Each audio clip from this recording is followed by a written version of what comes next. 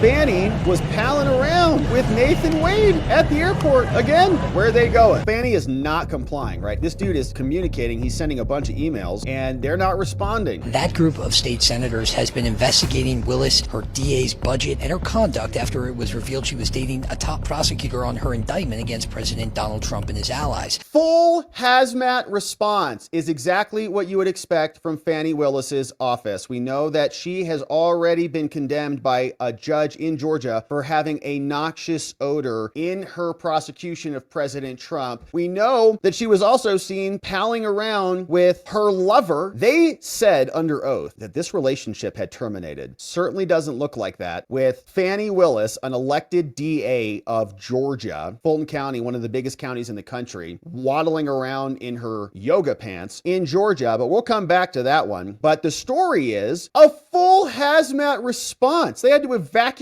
the building near Fani. You can imagine why, but there's also probably another reason. There was a suspicious parcel containing an unidentified white substance. Don't know if Hunter Biden was in the area or what, but there was a substantial section of a courthouse in downtown Atlanta that was evacuated last week, described in news reports as a white substance that led to people being treated for headaches and dizziness and more. And we don't know if it was a Fani odor, if she just left the building and somebody like also, dropped some flour or something. We're like, is that Fani or is those drugs? We don't really know. But anyways, 4 people exhibited symptoms and they had to be taken to the hospital. So we don't know if it was her noxious odor or what, but there is a scandal brewing, and the Senate out in Georgia is looking for answers on this. We're going to listen to a little bit of this. But as we saw, Fani was palling around with Nathan Wade at the airport. Again, where are they going? They went on cruises. They went to Napa Valley. They had wine together. There's Fani bending over for the camera. Oh, gosh. Nathan's carrying the bags. That's good. Except not anymore. Now she's carrying it again. So what happened? They said that their relationship was over, but they're not over, okay? They're still palling around. And so the question is, what is going to happen with the Senate? And Fani is not happy about getting subpoenaed. She said that she's going to come back, and if she's called to testify, she's going to have some words for them. But here's what happened at the Senate hearing in Georgia as they continue to dig into what's happening in Faniland. What are those documents? Because what you're telling me is she is objecting in our subpoena to documents that she has already produced in the other litigation that went to the Court of Appeals. Presumably, Mr. Chairman, I can't say for certain what documents that are being objected to because we've never received an itemized list of, as you normally would. So if there's an objection and it's being withheld on attorney-client privilege or work product, typically you provide, and I think the law requires you provide a privilege log, which is where you identify the date of the document, the persons, for example, if it's a communication, who are in that communication, or if it's a memo, who drafted the memo, a general subject, so it could be,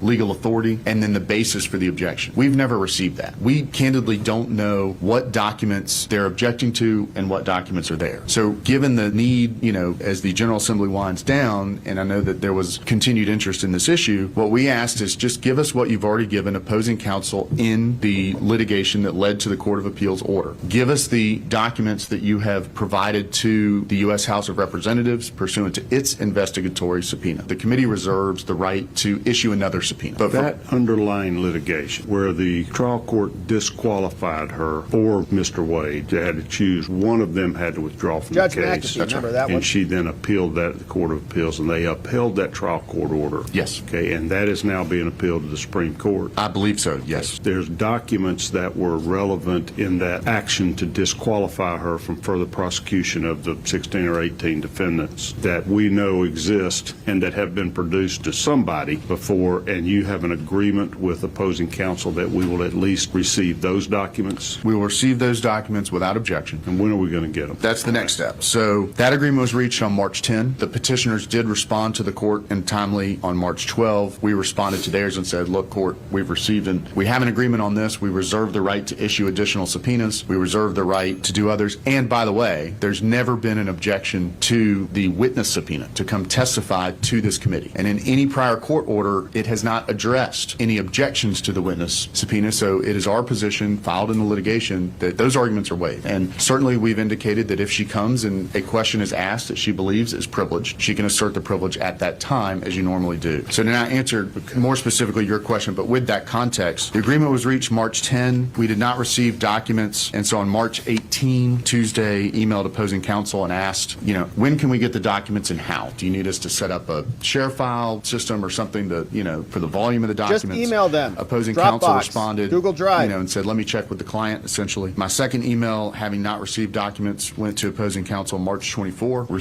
I did not receive one at that time. Opposing counsel indicated to me that they had a brief or a hearing that they did, and that happens. So I sent another one the next day, March 25, and once again, opposing counsel said they will once again check with their client. And on the March 24 and 25 email, I did indicate this committee was meeting, and so they wanted an update, and I just need to know what to tell, you as members of the committee. So as of today, I do not have the documents. I did ask for times that the district attorney could appear to satisfy a witness subpoena, whether we issue another one or you issue another one, or it's just done by agreement based on the old one. Okay, so Fani is not complying, right? This dude is communicating. He's sending a bunch of emails, and they're not responding, but they're not giving up on this, and will be sending more subpoenas. And other judges have said that if you don't comply with this, you might be held in contempt, which might lead to jail. It's a cat and mouse game. We're going to see what Fani says in a response. But according to a report in Atlanta, she's talking tough. Fani fighting back. Tonight, Fulton County District Attorney Fani Willis, she is firing back Fani. after state senators suggested she could be jailed if she ignores their calls to testify. Atlanta News First political reporter Doug Reardon went one-on-one with Willis today. Doug, she had a stern message for the senators investigating her conduct. I would say so. She still has not set a date to testify in front of this panel of lawmakers, and she told me today she still feels they lack the authority to pull her in to get her testimony in the first place. But she said if she does sit down in front of them, they're going to hear the truth in her own words. For a little over a year now, that group of state senators has been investigating Willis, her DA's budget, and her conduct after it was revealed she was dating a top prosecutor on her indictment against President Donald Trump and his allies. Back in September, the panel subpoenaed Willis to testify. She contested it, and eventually a judge ruled that lawmakers did in fact have the authority to compel her to come in. They said if she doesn't, they'll see contempt charges, which can come with jail time. Willis responded today. I understand that they are intimidated by a strong woman sitting in this position that's going to hold everyone accountable who violates the law. I am not afraid of a conversation